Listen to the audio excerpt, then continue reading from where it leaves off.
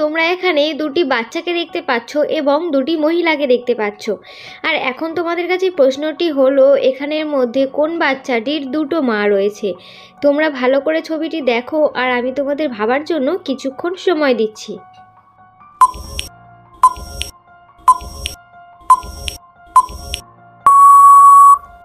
তো বন্ধুরা, তোমরা কি বুঝতে পেরেছো এখানের মধ্যে কোন বাচ্চাটির দুটো মা রয়েছে?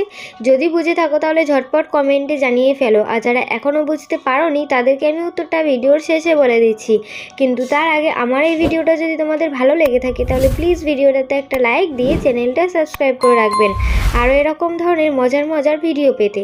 তো বন্ধুরা, এখানে সঠিক উত্তরটি হলো 1 নম্বর বাচ্চাটির দুটো মা রয়েছে।